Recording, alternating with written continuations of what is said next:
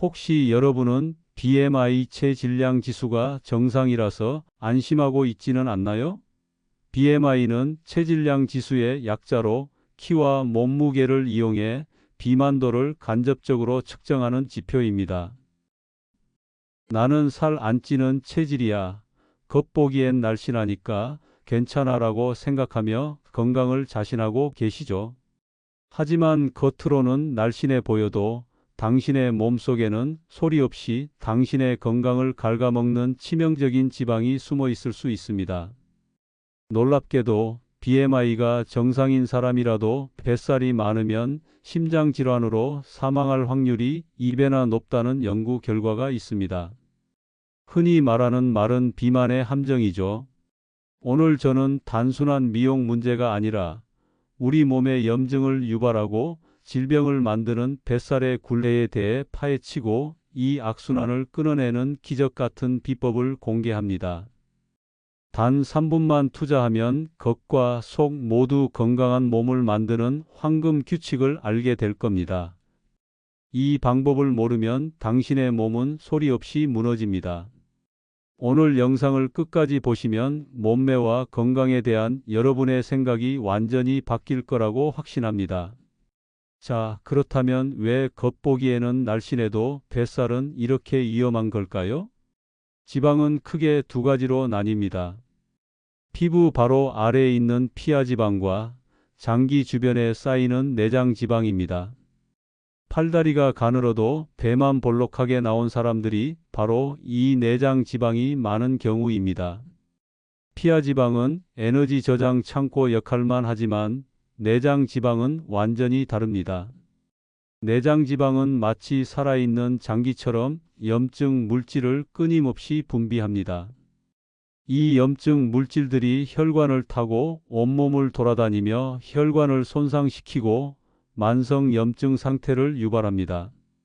이것이 바로 뱃살의 굴레가 시작되는 지점이죠. 미국 메이오 클리닉의 연구 결과에 따르면 BMI는 정상이지만 복부 비만이 있는 사람은 BMI가 높아도 복부 비만이 없는 사람보다 심장질환으로 사망할 확률이 무려 2배나 높다고 합니다. 내장지방은 단순히 에너지를 저장하는 역할을 넘어 우리 몸의 염증을 일으키는 염증성 사이토카인이라는 물질을 끊임없이 분비합니다. 이 물질은 마치 불씨처럼 우리 몸속을 돌아다니며 만성 염증을 일으키고 결국 혈관을 손상시켜 심근경색이나 뇌졸중 같은 심각한 심장 질환의 원인이 됩니다. 실제로 내장 지방의 면적이 100cm 이상일 경우 고혈압, 당뇨병, 고지혈증 등 대사증후군 발생 위험이 2배 이상 높아진다는 연구 결과도 있습니다. 1. 뱃살의 굴레 치명적인 악순환의 시작. 내장지방에서 분비된 염증 물질은 우리 몸의 인슐린 기능을 떨어뜨립니다. 인슐린 저항성이 생기면 혈액 속에 포도당이 제대로 흡수되지 못하고 이 포도당은 다시 지방으로 변해 내장지방에 쌓이게 됩니다. 즉, 뱃살이 많아지면 염증 물질이 늘어나고 인슐린 기능이 떨어지며 지방이 더 잘 쌓이는 치명적인 악순환이 반복되는 겁니다. 겉보기엔 날씬해도 몸속은 이미 병들고 있는 것이죠. 2. 뱃살의 굴레를 끊는 5가지 황금 규칙. 그렇다면 어떻게 이 악순환의 고리를 끊을 수 있을까요? 거창한 운동이나 극단적인 식단 변화가 필요하지 않습니다. 언제 어디서든 할 수 있는 간단한 습관 5가지면 충분합니다. 규칙 1. 복부 진공 호흡으로 코어 근육 깨우기. 복부의 내장 지방을 태우는 가장 효과적인 운동은 코어 근육을 사용하는 것입니다. 하지만 잇몸 일으키기처럼 힘든 운동이 아닙니다. 제 환자분 중 50대 여성 김모님은 잦은 허리 통증 때문에 운동을 아예 하지 못했습니다. 하지만 복부 둘레가 계속 늘어 고민이셨죠. 저는 김모님께 복부 진공 호흡을 권했습니다. 단어가 어렵지 스트레칭은 어렵지 않습니다. 따라와 보세요. 편안하게 앉거나 누운 자세에서 숨을 크게 들이마신 후 천천히 모두 내뱉습니다. 숨을 내뱉는 동시에 배꼽을 등 쪽으로 끌어당기듯이 최대한 집어넣습니다. 이 상태를 10초간 유지하고 천천히 숨을 들이마시며 배를 원상태로 돌립니다. 이 동작을 5회씩 3세트 반복합니다. 규칙 2. 10분 걷기 명상으로 스트레스 잡기. 스트레스는 뱃살의 가장 큰 원인입니다. 스트레스 호르몬인 코르티솔은 몸이 지방을 저장하도록 명령하기 때문이죠. 제 환자분 중 30대 여성 박모님은 야근이 잦고 스트레스가 많아 불면증과 함께 뱃살이 급격히 늘었다고 하셨습니다. 저는 박모님께 10분 걷기 명상을 해보라고 권했습니다. 이 간단한 습관만으로도 스트레스 호르몬을 낮추고 뱃살이 쌓이는 것을 막을 수 있습니다. 규칙 3. 플랭크로 속근육 강화하기. 겉으로 보이는 근육보다 중요한 것이 바로 속근육입니다. 복부의 속근육이 약하면 자세가 무너지고 장기들이 제자리를 잃어 뱃살이 더 쉽게 쌓입니다. 플랭크는 온몸의 속근육을 강화하는 최고의 동작입니다. 60대 초반의 최모님은 허리가 자주 아프고 힘이 없다고 느끼셨습니다. 저는 최모님께 벽 플랭크를 권했습니다. 보통의 바닥 플랭크와 달리 근육이 부족한 성인에게 적합합니다. 일단 벽 플랭크를 먼저 시도하신 뒤 코어 근육이 발달이 되면 바닥 플랭크를 진행하시길 바랍니다. 벽 플랭크는 어렵지 않습니다. 예시 그림은 예시일 뿐 설명대로 먼저 진행 후 욕심이 생기면 해보세요. 벽에서 한 발자국 정도 떨어져 서서 양팔을 벽에 대고 몸을 곧게 세웁니다. 그리고 손날과 팔꿈치를 벽에 대고 45도 정도 기울여 줍니다. 이때 허리가 굽거나 엉덩이가 뒤로 빠지지 않도록 주의하며 몸을 45도 각도로 일직선으로 만듭니다. 30초씩 3세트 반복합니다. 이 이후 할만하다 싶으면 바닥 플랭크로 넘어가시길 권장드립니다. 규칙 4. 틈새 걷기로 기초 대사량 올리기. 바쁜 일상 속에서 운동할 시간을 내기 어렵다면 틈새 걷기만으로도 충분한 효과를 볼 수 있습니다. 걷기는 내장 지방을 태우는 가장 기본적인 운동입니다. 30대 후반의 이모님은 앉아서 일하는 시간이 길어 하체 부종과 함께 뱃살이 고민이라고 하셨습니다.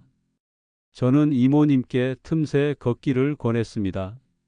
점심시간이나 쉬는 시간에 잠시 일어나 회사 주변을 10분씩 걷습니다.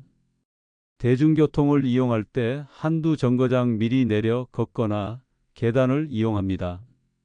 하루 30분 정도의 걷기만으로도 내장 지방 감소에 큰 도움이 됩니다. 규칙 5. 건강한 음식으로 식단 조절하며 관리하기. 내장 지방을 태우는 지방 연소 푸드. 특정 영양소는 우리 몸의 신진대사를 촉진하고 내장 지방을 연소하는 데 도움을 줍니다. 이는 단순히 칼로리를 줄이는 것 이상의 효과를 가져옵니다. 단백질은 근육 생성에 필수적이며 근육량이 많아지면 기초 대사량이 높아져 지방 연소 효율이 좋아집니다. 또한 단백질은 소화 과정에서 많은 에너지를 소비해 칼로리 소모를 늘려줍니다. 닭가슴살, 살코기, 두부, 콩 등을 충분히 섭취하세요. 불포화 지방산 견과류, 아보카도, 올리브오일 등의 풍부한 불포화 지방산은 우리 몸에 이로운 작용을 합니다. 특히 오메가-3 지방산은 지방을 에너지원으로 사용하도록 촉진하며 염증 수치를 낮추는 데도 효과적입니다. 식이섬유, 채소, 해조류, 콩류의 풍부한 식이섬유는 포만감을 높여 과식을 막고 장 건강을 개선해 노폐물 배출에 도움을 줍니다. 뱃살을 빼는 가장 중요한 요소 중 하나는 체내 염증을 줄이는 것입니다. 염증을 잡는 가장 좋은 방법은 항산화 물질이 풍부한 식품을 섭취하는 것입니다. 제가 상담했던 40대 남성 김모님은 늘 소화가 안 되고 몸이 붓는다고 하셨습니다. 겉보기에는 마른 체형이었지만 배가 많이 나와 있었죠. 저는 김모님께 매일 아침 컬러풀 항염 주스를 마시라고 권했습니다. 블루베리 한 줌, 시금치나 케일 한 줌, 아몬드 5알, 물 200ml를 믹서에 넣고 갈아줍니다. 매일 아침 공복에 마시면 체내 염증을 줄여 뱃살이 쌓이는 것을 막아줍니다.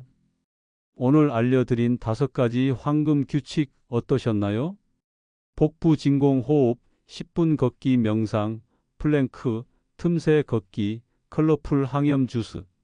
이 5가지 습관을 매일 3분씩만 꾸준히 실천해 보세요. 한두 번으로는 효과가 없다고 느낄 수 있지만 꾸준히 지키면 겉보기뿐만 아니라 몸속 건강까지 되찾을 수 있습니다. 진정한 건강은 눈에 보이는 수치가 아니라 내 몸이 스스로를 지키는 힘입니다. 오늘부터 시작하는 작은 변화가 당신의 몸을 뱃살의 굴레에서 벗어나게 하고 활기찬 삶을 선물할 겁니다. 만약 이 영상이 도움이 되셨다면 좋아요와 구독 버튼을 꼭 눌러주세요. 또한 알림 설정을 해두시면 새로운 건강 정보를 놓치지 않고 받아보실 수 있습니다. 여러분의 소중한 의견을 댓글로 남겨주시면 저도 꼼꼼히 읽어보고 답변 드리겠습니다. 시청해 주셔서 감사합니다.